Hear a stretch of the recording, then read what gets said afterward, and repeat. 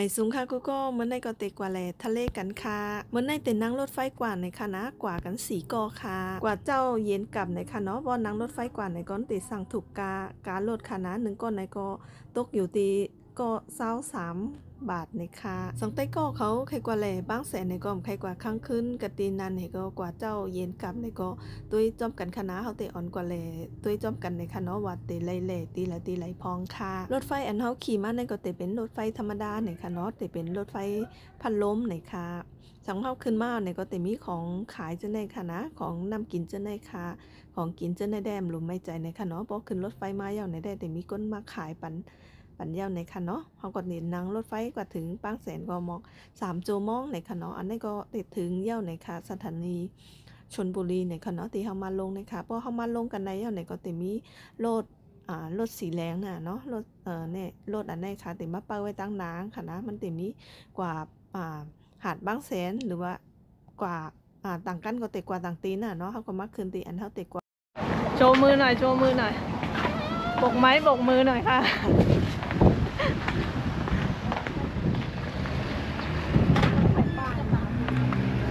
ตอนนี้เรามาถึงทะเลชลบุรีแล้วนะบางแสน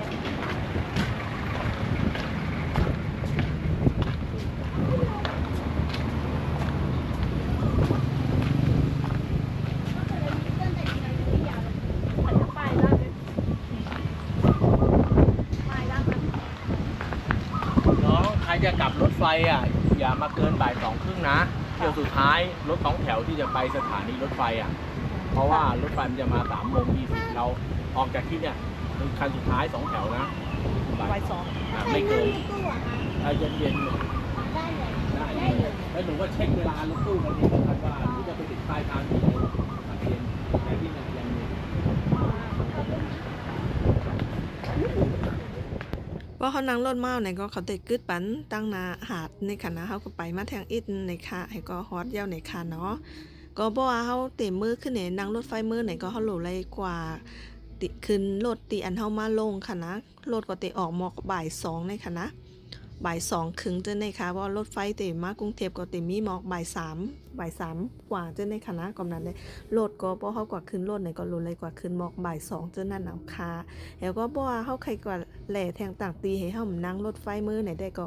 เปิดนั่งรถตู้มือไหนค่ะเนาะรถตู้ในได้ไม่ถึงทุ่ม2 ทุ่มอยู่ในค่ะมาถึงหาดแล้วก็สั่งอาหารในก็กินกำเดียวค่ะเนาะเพราะว่าต้องไม่เข้ากันหนาวค่ะเมื่อในมาทะเลแต่เต็มเล่นน้ำกันแล้วค่ะมารับลมเย็นๆในก็มาถ่ายรูปกันที่ทะเลค่ะนะแต่อังแหล่ป้าตีเอาควาเดมค่ะนะเขาเตะปิกทุกวันจันทร์ค่ะนะกูก็สั่งว่าแต่ก็เขาไขมันแหล่อควาเดมในอย่าไปมาวันจันทร์ค่ะนะเฮามาวันจันทร์ได้ผิดไปแล้วค่ะที่บางแสนในอาหารเขาก็จะอะไรอยู่ไหนค่ะเนาะบ่เฮามากัน4 ก้อยก็เฮาสั่งหลายเมลเนี่ยก็หารกัน1 ก้อน1 ครึ่งก็มันก็สั่งถูกค่ะนะ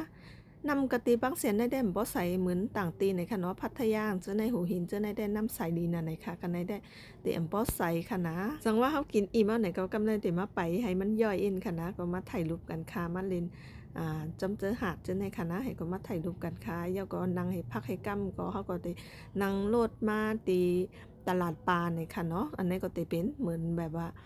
ตลาดญี่ปุ่นค่ะนะเขาเฮ็ดทางไว้เหมือนตีเมืองญี่ปุ่นค่ะนะตลาดปลาบางแสนค่ะนะกันในลืมลาเต้ก็เขาค่ะสังว่าเผาเตมาแหลกกันในนี่ก็ลดแรงก็เตเขาเตกึดเปิ้ห้าป่วยในค่ะเนาะเขาต้องกว่าหาไปเอา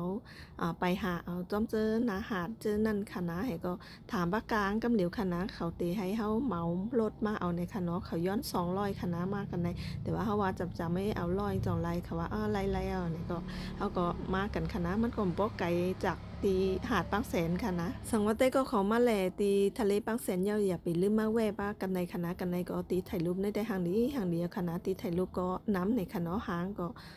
เขาตีเฮ็ดหางไว้เหมือนดีแบบสไตล์ญี่ปุ่นในกูก็ทางนี้นะคะนะก็อาหารของกินซึ่งในก็มีตั้งนำนะคะเนาะอย่าไปลืมมาแวะกันค่ะเขาก็มาแวะถ่ายรูปกันในย่อให้ก็เขาติ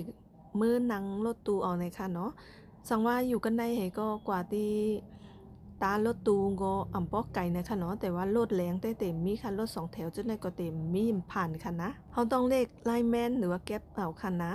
ว่าไลน์แมนไหนก็จะเป็นรถมอไซค์ค่ะนะซ้อนกันมา2ก็ตีตารถตู้ก็ตกอยู่ตี